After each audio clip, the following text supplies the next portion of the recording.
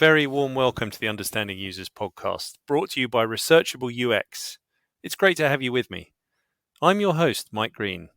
I'm a freelance user research lead and digital consultant based in the UK.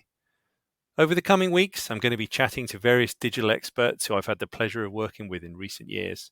They're from various disciplines, including user research, UX design, development, and product management. And there'll even be a digital business owner or two. I'll be talking to them about how they came to be in their current roles, what they've learned along the way, and what advice they may have for others getting into the field. These are intended to be relaxed, informal chats with professionals who are keen to share their experiences. So sit back and enjoy. In this episode of Understanding Users, Tim talks of the aha moments of the experience design process and the power of continually asking why to ensure you get to the root cause of the problem you're designing for.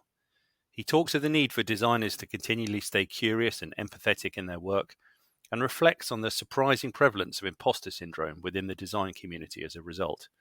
He also considers the constraints that remote working places on those of us facilitating design workshops, particularly when trying to read a room full of participants who can't interact physically and won't even turn their cameras on in some cases. Finally, he plays my 3-card challenge to share his favorite UX tool, favorite technique, and a trend he hopes to see in the future. Thanks for listening, and I hope you enjoy the episode.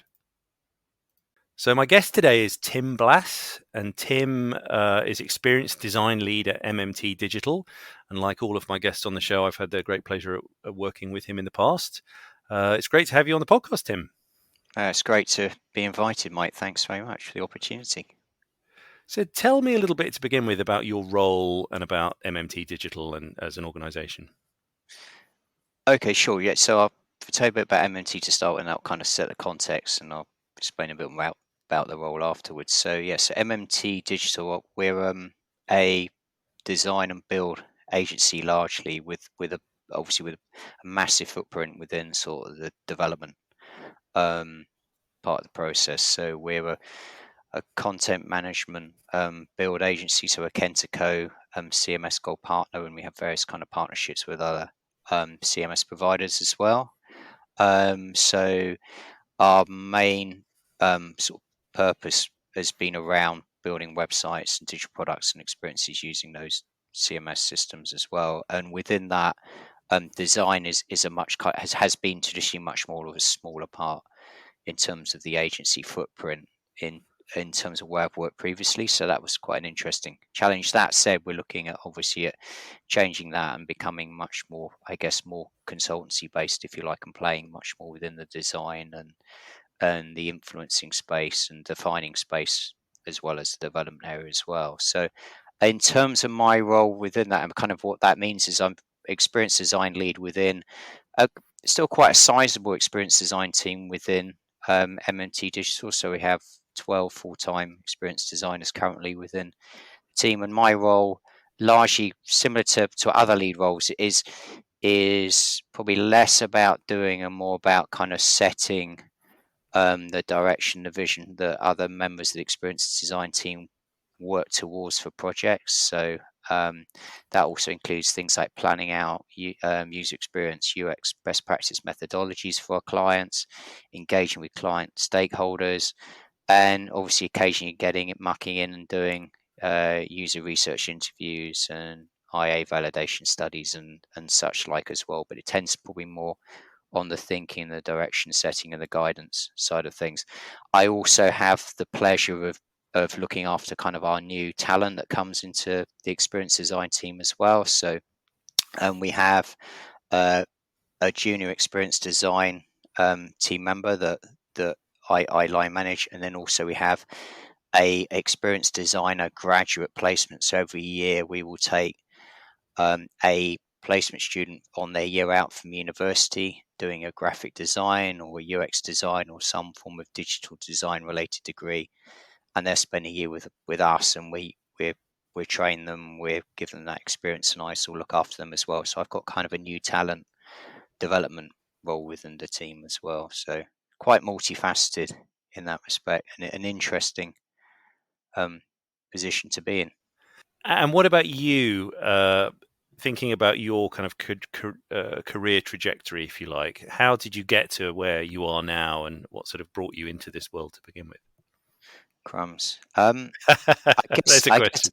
yeah, I guess like a lot of UX design, I've been doing UX, I guess UX design long before it was called UX design. Because my background, I started out, I did a degree in languages and economics, and I wasn't very good. I was all right at languages. I wasn't good enough to get a job in languages, and I went back and I did marketing.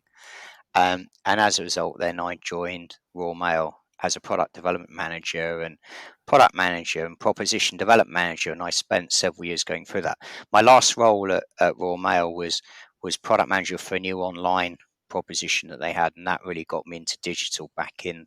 That would have been like the early sort of 1999, sort of 2000 time, around that time as well. So that then got me into digital design. I then went on and actually went into e-commerce for a while. I worked for um, as an e-com manager, and also had an experience design remit within that for a company called ancestry.co.uk. So massive in the genealogy and family history space. And experience design naturally came with that, and I used my user research and my skills that I learned and had previously within my various roles as a product development manager and things like that in that space, and then it kind of evolved from there. And then probably the pivotal kind of point, I guess, within this was when I went and worked as an experienced designer client side and for a few years, and then went to work for an agency. I went to work for an agency called Namensa, who are obviously well known in the UX industry in Bristol. I then left and went to work for another agency who were part of the WPP, so process called Heath Wallace, and then back to Namensa again for a few years, and then found my way into MMT Digital, where I've been for nearly 3 years now. So I guess my mix of client and agency side with an experienced designer sort of spanned around 20 years, and probably half of that time has been agency side as well. The big change, though, was something I was keen to explore with MMT, is the fact that unlike the likes of Namensa that are all recognised for being an experienced design agency with some development capability, that thing is largely flipped on its head when I came to MMT Digital. So I was interested to see how it could help build in experience design and help kind of grow experience design within an agency that traditionally is more better known for its development and its kind of delivery of CMS based websites and things like that. So yeah, so I guess I've been in this experience design space for around 20 years, albeit not in roles that were necessarily called experience designer at the time, but using those various techniques and skills as And it's well. So that's fascinating and interesting to hear from another linguist, because my first degree was languages as well. So yeah, we lots of us have come into this world from different avenues, but yeah, languages is yeah, an interesting and one. and I guess I don't know. I mean, I don't know if I use my language to go on holiday, which is useful, but I guess actually the more important thing for language thing is that understanding of people and culture Yeah, and absolutely. context. And I guess that's where kind of my love of like experiences and culture and actually has come from through that notion of language and what we mean and what we understand by it. So I guess I am using that in lots of different ways on a daily basis in experience design, albeit I'm lesser so in terms of the languages themselves that I spent 4 years at university trying to get better at.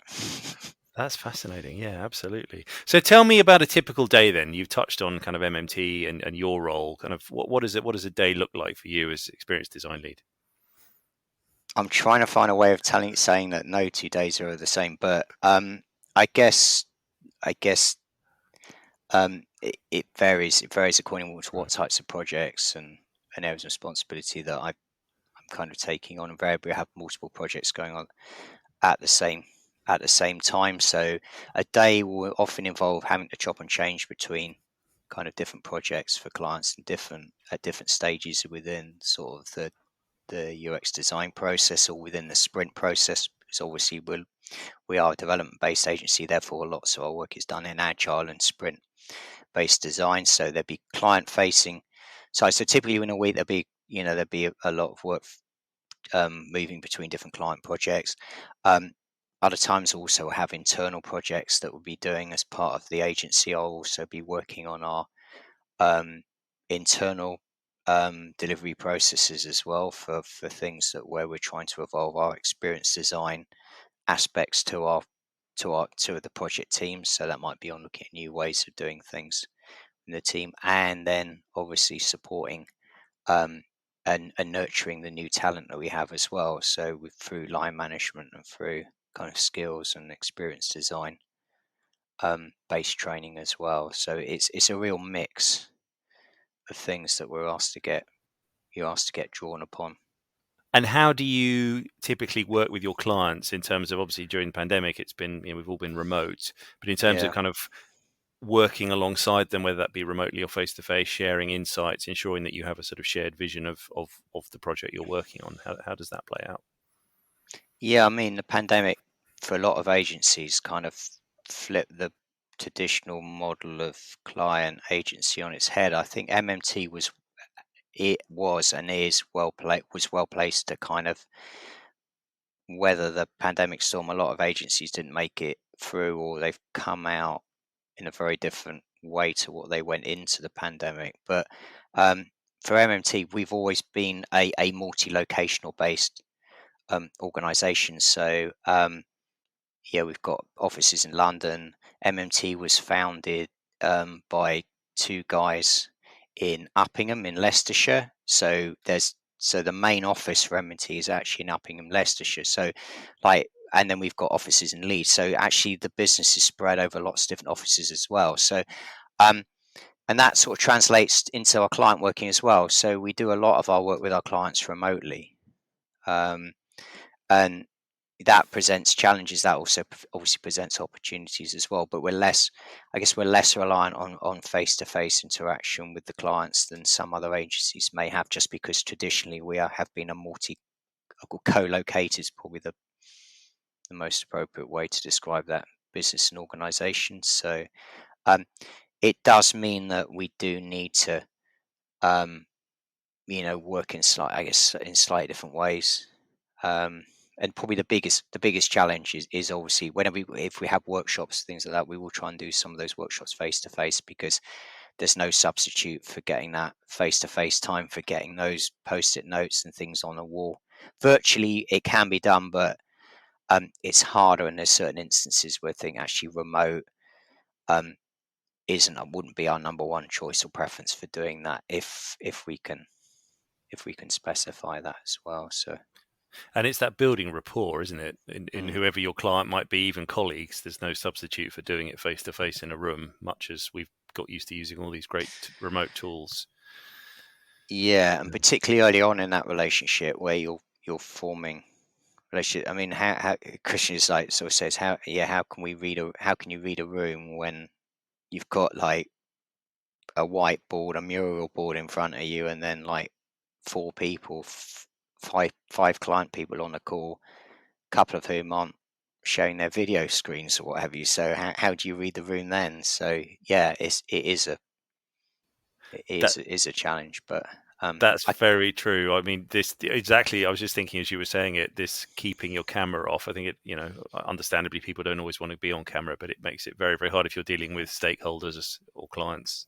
If you can't see them, they spend much of their time on mute. They're just this sort of disembodied people on the call. It's Yeah, hard, or very hard. actually, or this term that I found out the other day called presenteeism, where somebody's in the meeting but they're doing something else, and is are they listening in? Are they doing something? Are they sharing notes between each other about stuff, which you'd obviously see and stuff in the meeting? So it's always interesting with that, and I guess it can make facilitation harder as well, just more broadly as well, because it's far easier when you're in a room to see who's not facilitating, or sorry, who's not participating, and how you get those people involved. It can all be easy to forget about the people that aren't saying something on a remote call, whereas it's more evident, more apparent when you're in a kind of a physical face-to-face setting, I think, Yeah, to absolutely. do that. So, kind of on that note, how do you think UX teams in particular can ensure they're having an impact on the product teams they're working with, whether those product teams or clients are face to face with them, co-located, or whether they're remote? How do you ensure that impact? I think a lot of it comes down to the preparation and what you need to do. I think probably if you are going to be more remote based with some of these engagements, that requires much clearer preparation than maybe it does face to face, because you've got that additional layer of technology playing out. And I like to think now that there's probably less of a challenge there than there would have been maybe a year or two ago, when a lot of people were still trying to get to grips with teams or collaborative tools and collaborative way of working as well. But you've always got that additional technology layer that you're dependent on to deliver that experience or that workshop or whatever it might be, when you're doing that in a remote setting as well. So it's just another thing you have to prepare for, um, and plan for. So yeah, it's a good question. I've not really kind of thought about it in that way. I've just tended to get on and do it. But I definitely find myself doing more preparation for remote working than I ever did, probably a bit more face to face. And and yeah, probably as well. There's probably a bit more in maybe in some of the preparation that we can get kind of the clients to do up front as well. So when you come into that workshop space, everyone feels that they're in a position to make a contribution straight from the outset. Right. And beyond clients, thinking kind of the users, how can Mm. product teams more broadly ensure that there's a sort of user-centric mindset throughout the team, and that you're always keeping users in mind as you work on these products and services?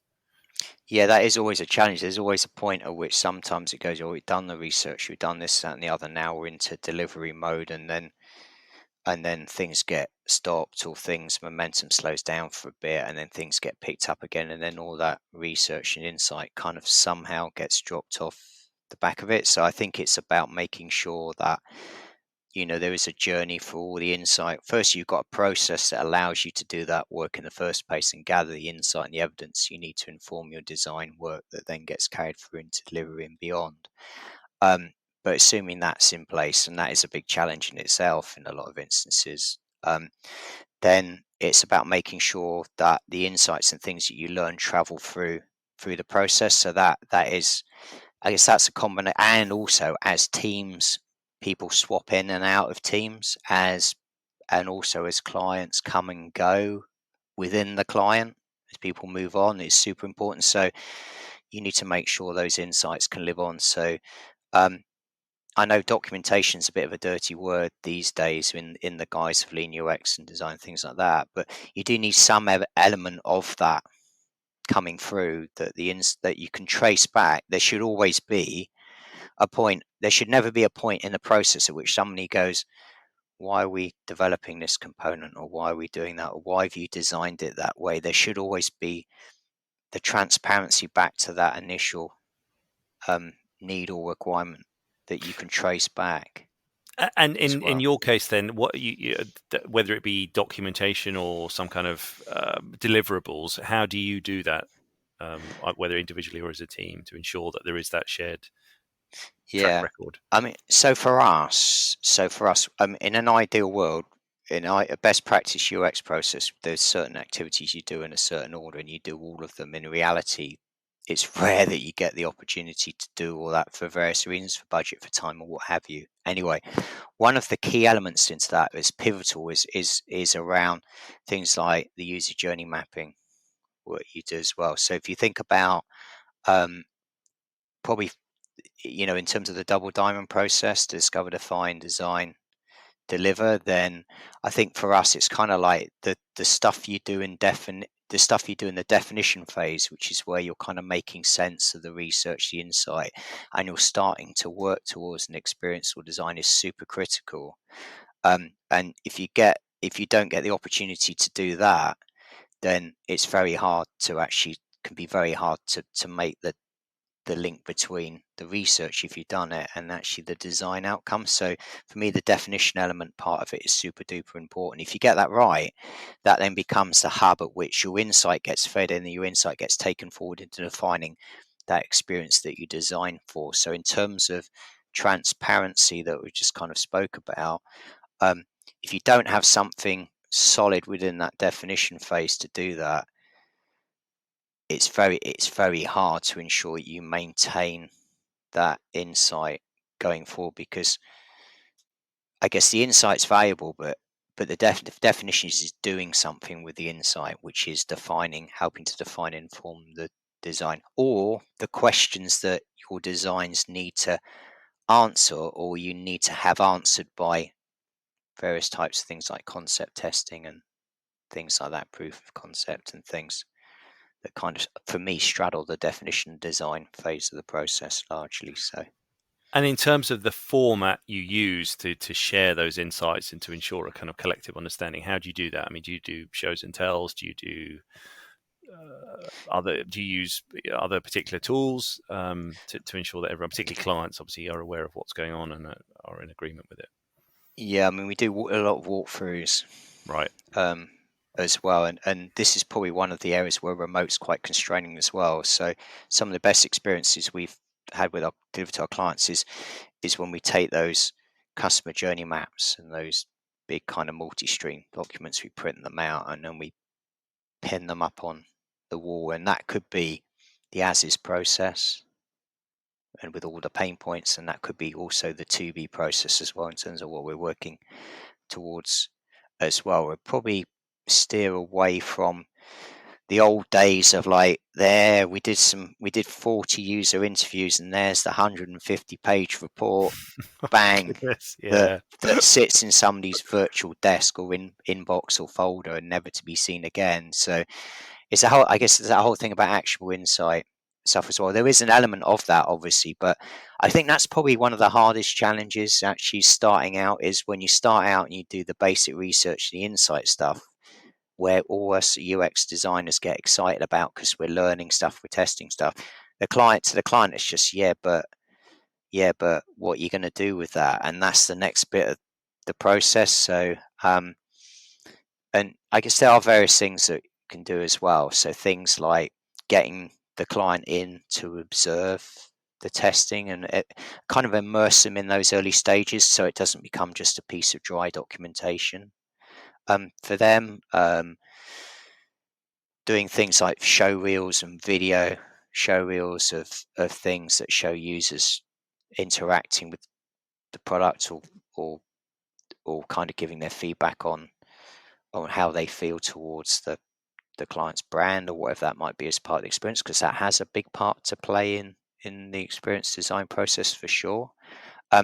Any way we can immerse the client in the world of the user in the absence of have anything that says, and this is how we're going to design for it going forward, is super important. That's probably the biggest challenge, is how do we get the clients engaged, and also to get away from this idea that, well, we've done research because we've done it here, so we've done the research bit, or we did research and we didn't learn anything new last time. But it's like, that doesn't mean all research is bad. That just means you had a bad experience of what happened before. So I think, how can we bring those immersive experiences to clients in a way that they can start on that journey towards seeing how that insight is informing the design? But ultimately, probably the big moment comes is when you see those customer journey maps in all their glory, and you can start to understand what you thought maybe was quite a simple process is actually far more involved, and there's far more kind of interdependencies built into it as you go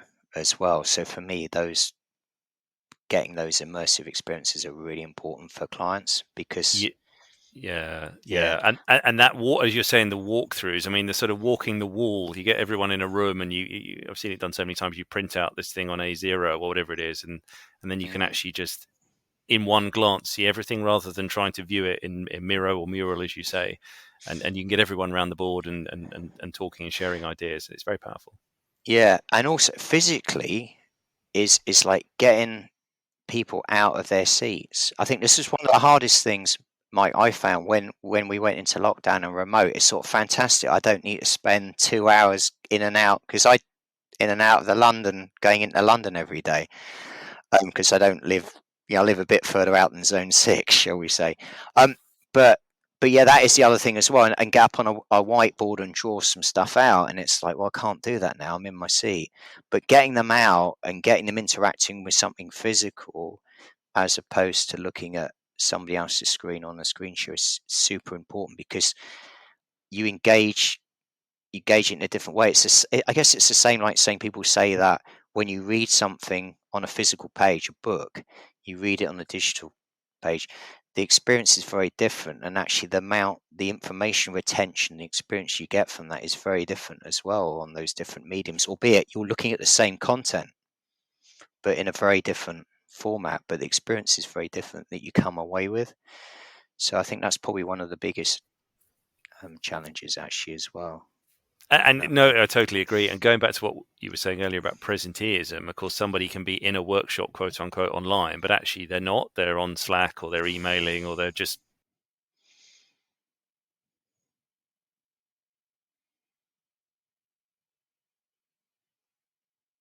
engagement is increased. But it's these are skills we've all had to learn at speed, or certainly did 2 years ago, and we're still figuring out how to do it. Yeah, I mean, I don't think we'll ever go back to the pre-pandemic world. I mean, MMT is an interesting agency because I where I work, I will go in. So I'm based over in the southwest. So I'm based over towards Bristol way, but not Bath, Bristol way, not quite as far over as Bristol. My home office, in inverted commas, is our London office, which is Covent Garden. Now, previously, I was going in to our Soho office, which is where we were before, and we became part of the MSQ group of agencies. So we're now part of a bigger agency group called MSQ. M&T Digital is a core part of that. I was going to London 4 times a week. I probably now going once a fortnight to the office as well. So our way of working has changed as well. And I think there's pros and cons to that as well. But I think we've got much more flexibility in how we do stuff. I guess the big advantage is, in theory, is that one of the biggest challenges we had in the pre-COVID times was getting users to test with. So we'd kind of use remote testing as a bit of a fallback, but we'd largely want to bring users in face to face because we thought that's what we needed to do. I think if anything positive comes out of these last couple of years, it has to be remote user testing has gotten better. The tools have gotten better. The processes that people are putting in place got better. There's less of an excuse not to do user testing because it doesn't mean that you've got to get 12 people to disrupt their days and come into a lab somewhere and to do something. They can do it from the luxury of their own home with their own technology, which presents a challenge in itself. But at the same time, it should be easier in theory to do user research. That said, accessibility tests, user testing with users with assistive technology or accessible needs, I still feel like you need to be doing that in a face-to-face environment. But more broadly, in user testing as a whole, I think this remote way of working should hopefully give greater credence for user research and user interviews and user testing, etc., because it's become easier and more convenient for users to engage in that process as a result. So that's it. No, I absolutely agree. And as you say, people are in their own homes in their tracksuit with a cup of tea on their sofa, and they're not trooping into this very sterile lab environment in central London, which is very alienating in some ways. They could be wearing shorts for all we know, Mike, and we wouldn't judge them for it. We would not judge them for it, as long as they're not in their pajamas. I draw the line at that. No. Just thinking about experienced designers, UX designers, researchers as a sort of breed, what characteristics and personality traits do you think make good UXers, if I can put it like that? People that are liable to, be good at what they do and draw the best out of people. Yeah, that's an interesting one because I think we've all got different experience designs, but there's certain traits that you just see coming through time and time and time again from other people, and you can I can relate to that as well. And I think you've got to care about other people and be empathetic. I think empathy is quite an overused word, but you do have to be an empathetic person as well. If you to be a good designer, I've met designers who, by and large, by 90%, 99.5% of people I work with are empathetic designers. You can spot the ones that aren't empathetic, like they call them like the rock star designers that it's about me and showing about how good I am at what I do type people. But I think empathy is a big part of it. I think experienced designers tend to be very warriors by nature. And I think that's a good thing, but I think that can be a negative thing as well. So imposter syndrome is quite prevalent within the design community. I don't just mean UX design, I mean in other design pursuits as well. So architecture, built environment, product design, because you worry that you want to deliver the best experience with the best product that you can, and you always question about how can I make it better, how can I do this, how can I do that. And sometimes that can, as experienced designers, can turn that in on themselves as well, and that's kind of where you get this imposter syndrome type situation going. So I think we're inherent warriors as experienced designers. I think we're a desire to problem solve, a desire to make better, desire to understand what the true problem is that we're trying to solve, because the way we all know, the way you frame a problem very heavily dictates the way you solve the problem, and we always want to be spending time understanding what the problem is firsthand. And I think they're kind of positive things. I think sometimes we can all maybe being analytical in various degrees, and what part of it you always want to know, how can I make this thing better, and what it is that I need to know that I've got that right, or it feels right, is large. Sometimes the extent we can become overly analytical. But I think yes, I think empathy is a key trait. I think tend to be warriors by nature, just by nature what we do, and tend to be very, very hopefully analytical and analysis led, even if it's self analytical as well. I guess the last thing as well is turning that in is about being self-reflective as well, and particularly, and I see that in some of the junior designers as well. It's like, yeah, I did that, and how can I improve on that, and what it is that I think we kind of open. We should keep ourselves always open to kind of not critique, but to feedback and things like that. Whether it's feedback that we turn on ourselves, or it's feedback coming from each other as well. So that desire for self-reflection, a desire to know that we are making a difference, or that we are evolving our thinking going forward. That's really interesting. No, I totally agree with your list there. And that thing about warriors and worrying, I suppose that's a typically negative trait, or is perceived generally as, but it kind of comes from a good place. As you're saying, you worry because you want to do a good job and you want to benefit the user ultimately, if we're building user-centered services and products. Yeah, and I think early on in my career, when I started out, if a client or somebody else said no, or that's not the right thing, I'd worry that I'd done something wrong. Because hang on, I've got it wrong because somebody's telling me that or implying that I got it wrong. I guess the older you get, is an experience will say, well, no, it doesn't mean that. Or, yeah, if maybe I have got it wrong, but that doesn't matter. I know a way by which I can fix it. Or actual fact, you can challenge back and say, but we saw this and saw that. And I think that's probably an area that it gets taken with experience. That said, through sort of the new crop of experienced designers been bringing through, they're kind of much faster on that, and to say, in actual fact, no, actually, I don't believe I am wrong. Maybe this is some area that we need to explore, and I think probably that's the element as well that we kind of push back on. But yeah, I've yet to meet an empathetic experienced designer who isn't also a warrior. Yeah, interesting. So, yeah. So what advice then would you give somebody who wanted to get into this world? If someone came to you and said, hey, I want to become an experienced designer, what would you tell them? I would say, look, I guess it's depending on where they are in their training or their career path as well. I think there's so many different routes into experience design.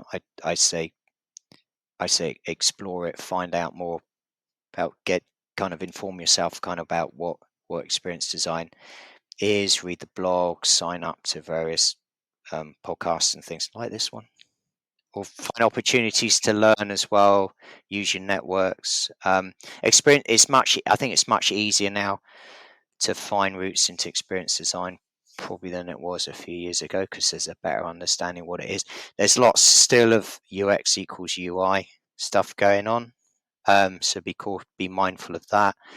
But yeah, and just kind of seek out opportunities, seek out placements. There's lots of good courses out there, open learning courses and distance learning courses as well, that can give you some kind of endorsement as well. I think for those people that are starting out, maybe look at certain aspects of what you experience. If you've already been in a career for a while, or you've got some work experience behind you, what have you, look at those elements of experience that you can relate to the experience design process, and maybe use those as a way.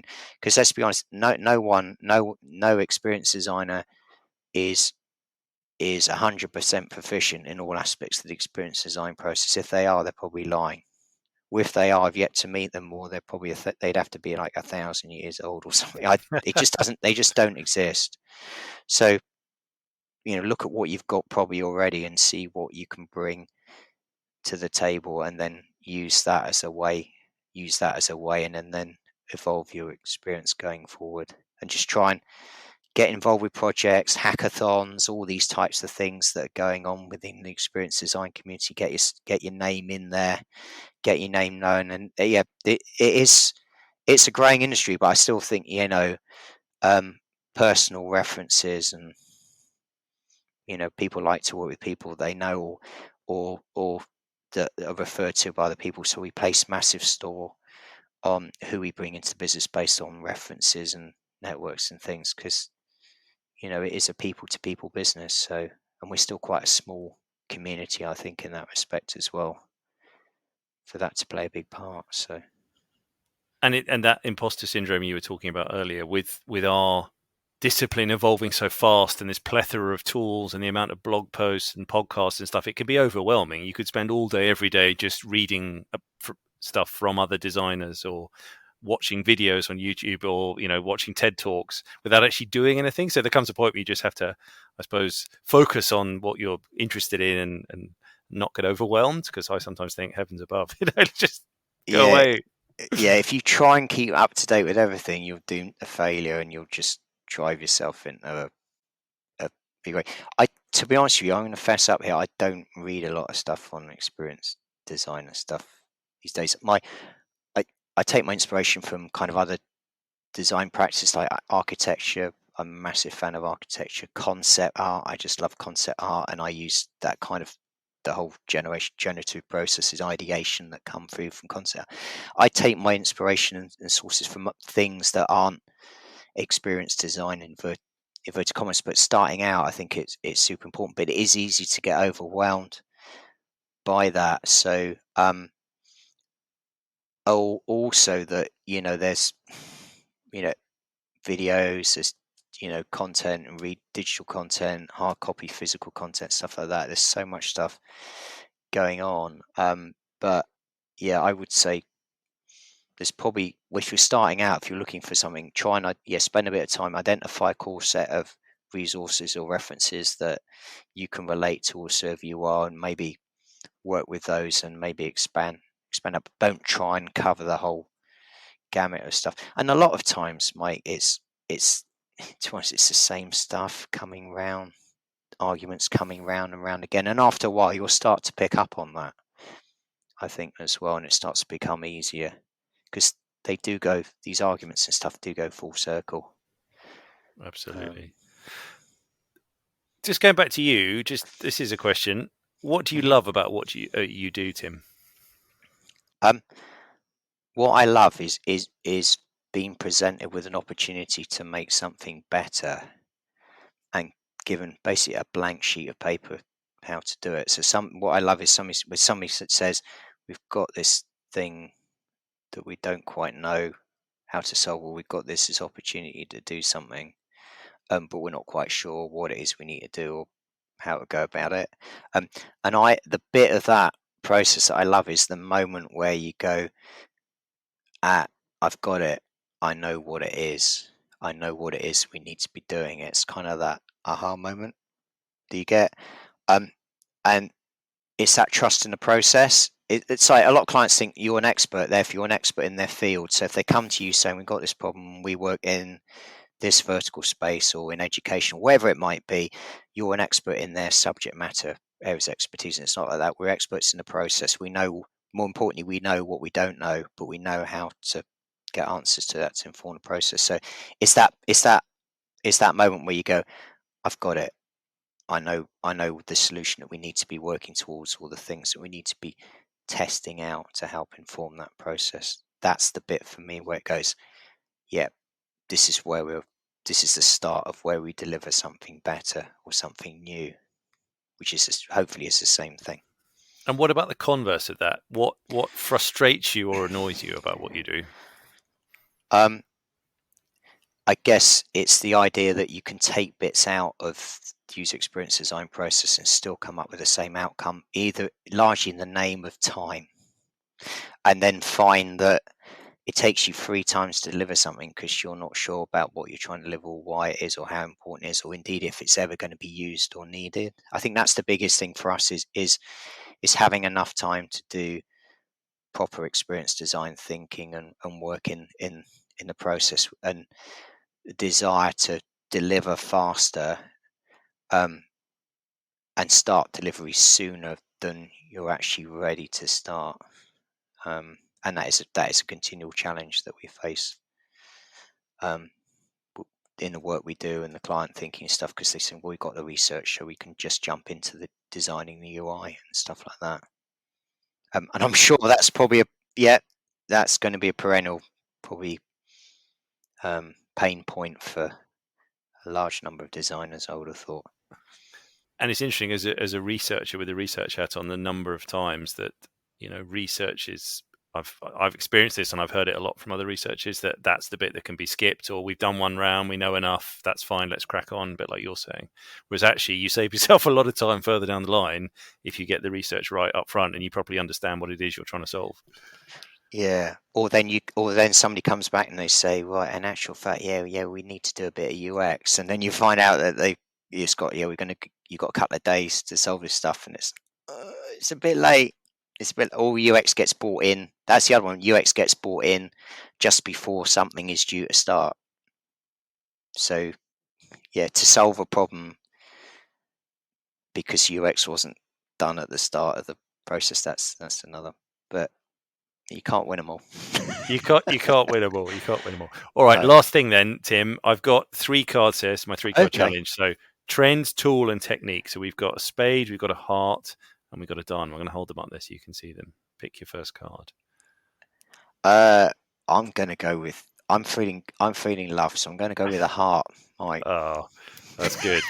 So the heart is tool. Tool. So tell me Oh, about right. your favorite tool, or something you use a lot and you think adds value to the work you do.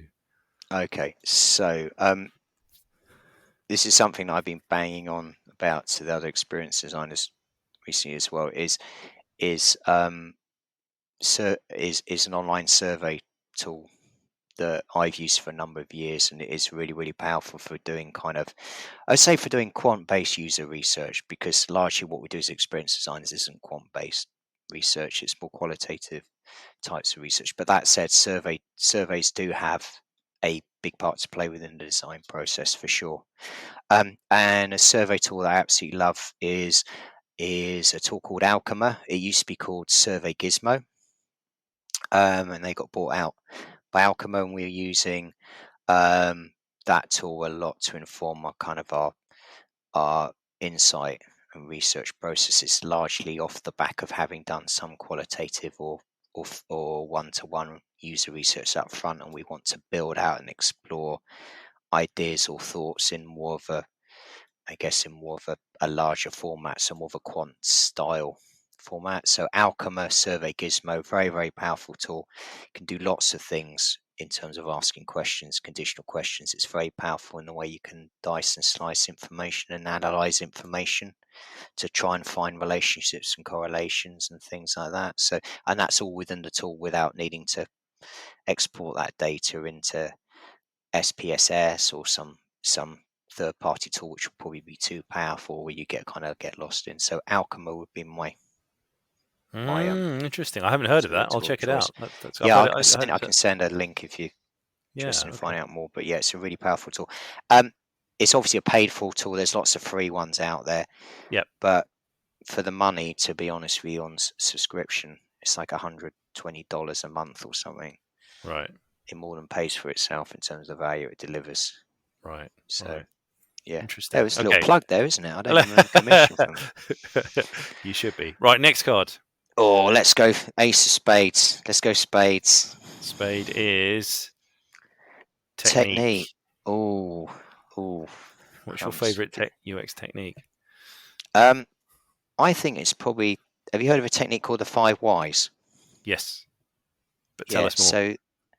So I would say that kind of technique about sort of, which ultimately is a way of kind of uncover root cause analysis in your research is super important. So traditionally a lot of research, and I think this is where we've seen research, where we've inherited research from other agencies or other information that's kind of been done, where in actual fact what you get is superficial insight, where a question's been asked and a response has gone back, and that's been what's reported or recorded. So the 5 Whys allows you to kind of get down into the root cause of why something is happening. Actually, what is the problem there that you're trying to solve? So a problem might be, I'm trying to think of something in a moment. So I let's take a situation where somebody's just run a red light or something in their car, something like that, and it'd be like, oh, so why? So why did you go through that red light? And the user will say, well, I was late for work. I was in a rush. Okay, and then decide that that's the first why. The second why is, oh, so why were you in a rush then? And so, yeah, I woke up late. And you kind of work back and you have fun. Actually, the root cause was, they forgot to set their alarm or something else like that, or something else happened as well. So you want to design for the root cause rather than design for the fact, well, we want to make them rush more effectively. What is it, the problem that we're trying to solve? That's a bit of an extreme case. So the 5 Whys technique, and there's loads of stuff on the 5 Whys technique as well. Some people don't like the 5 Whys technique because they don't think you should ask the question why to a user, because it's just saying why. It implies some degree of accusation to the user. That said, any which way round you try and reframe the word why, what are your reasons for saying this? That's just as bad. That you're trying to get them to rationalize what it is while they're doing it. 5 Whys is a good technique, albeit you might not use the why at each time you articulate that question. You may not need 5 Whys, but it's always a useful thing to have, at which point you say, yeah, at the third why, I've got it, I understand the problem. I feel like I know now what it is, the root cause, the problem that I'm trying to address. So It's 5 like Whys would be a good. Yeah, it's like the need behind the need, isn't it? I've heard it described as that as well. It's like, as you Yeah, say, the that's a nice way of superficial describing it. needs. It's like, what's actually the reason for this? Why does the user need to do this? Yeah, because ultimately the user may, it's like, and also that the user may not know they've got a need, and it's like this latent need. So they may not ever actually if you're reliant on the user to identify and to articulate their own need as a need, then it's better than getting a solution, but you're reliant on them being able to have synthesized that problem and to solved it and to be able to articulate in a clearly defined need, and that's rarely the case. So in actual fact, that's something that as experienced design user researchers we probably wouldn't want them to do, because they put a layer of self-interpretation on that. So you're reliant on your decision being only as good as the level of articulation and accuracy of their own synthesis on their own needs. So don't ask me to explain that one again, not on a Friday afternoon, because I don't know I got there. But yeah, 5 Whys, check it out Brilliant. if you don't know. Last one then. Last one is a diamond, and that is a trend. Oh. So a trend Well, a trend you see, maybe a trend you don't like, a trend you're worried about, a trend you wish was more trendy. Anything. yeah, I guess this is a double-edged sword trend. I'm kind of seeing more of it. So it's something that's positive, but also there's a byproduct of it that I'm not a big fan of, and that is kind of user experience and experience design in general has become more prominent more generally within as we move ever more onto kind of digital channels as being the channel of choice or the primary channel, etc. Experience design is becoming more to the fore. So there's probably less of a sense of, well, what is UX or experience design than there was probably 10 or 15 years ago when we started, and the pandemic sped that up as well. So a great awareness of UX and experience design as a thing, I guess, is trend. The negative connotations with that are that that then means that a lot of cases experience design is framed around something that it isn't inherently isn't, which is why we're seeing, I think we're still seeing that UX UI debate rumbling on. And I was thinking about this the other day. It's like, well, why is it we're still having this UX UI debate that's been going on for 10, 15, 20 years and stuff like that? I think part of it, and a large part of it, is down to the fact that it is more prominent now, and people therefore don't know what UX and UI is. Therefore, they're kind of explaining what it is when actually it isn't, and they're saying, yeah, we've done some experience design because we've done some UI work and stuff like that. So I think that's probably a negative side of the trend, which is increasing prominence. So if anything, that's more beholden on us that have been user experience designers around the industry for a while, or for those that are coming but understand what true user experience design is, to make sure that it doesn't get perceived as just starting with design and at the interface level as well. So I think, but that's a that's a trend that probably seeing more of. So there's some exciting trends and stuff coming through and things like that as well, which we've really trying to get a sense of what that means as well. So I still think virtual environment stuff, we still haven't really kind of got on board with what that means. And we talk about NFTs a lot within the experience design community. What does that mean? What it is that we need to do? Is it totally say, and this stuff as well. So there's some trends that I think we're still trying to And work by out. NFTs, you're talking about non-fungible tokens. Yeah, and what part do they have to play in the experience design process? Do they have any part? Where do they fit in? We need to understand it. Is it part? Does it change the way we work with clients? Does it change what we deliver, etc., etc.? So, I guess all these elements that point towards working in an ever really increasing virtual world rather than the physical world, and this blurring between the physical and the virtual world and stuff like that is something that we have to continually explore and be involved with, because that experience design then is everything within that, because there isn't a physical world to fall, well, the physical constructs to fall back on, but ultimately the experience is felt in a non-physical world. So yeah, absolutely, bring on the metaverse in whatever form it comes. yeah, I wasn't going to use that word, but No, I'll let you. I beat you to it. There we go. Tim, that's everything I wanted to cover with you today. That's been absolutely fascinating. Thank you so much for sharing all your wisdom. Do you have any other pearls of wisdom or erudition before I let you go for our listeners? I I just think continually stay curious and and inquisitive about the world and what people do and why they do it. I don't ever think that experience design will ever, you know, the more the world evolves, the more experience design evolves, the more things that will come into this space as well. There's no, bring new skills and techniques, bring new thinking in. If you're coming from outside, I think that's a really strong thing. But yeah, stay curious and use that. Is it Shoshin beginner's mind? The whole idea, you always think about stuff. Don't ever think that you know everything or be blind to stuff just because you've been exposed to it a lot as well. So stay curious, stay inquisitive, ask questions, um, and yeah, continue to look for opportunities to to make the world a better place as designers, which is ultimately what we're all doing, or those that are designers in design for the right reasons are there to do. So on that inspiring and uplifting note, I'm going to say thank you very much indeed. That was brilliant. Thank you so much for taking thanks, part. Mike. Thanks for the time. Thanks for listening to the Understanding Users podcast. If you enjoyed what you heard, do please like or comment wherever you're listening, and feel free to share it more widely. And feel free, of course, to drop me a line with any feedback via LinkedIn or my website, researchable.uk. Links are in the show notes.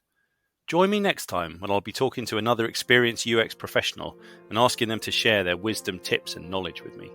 Until then, stay safe and stay user-centered.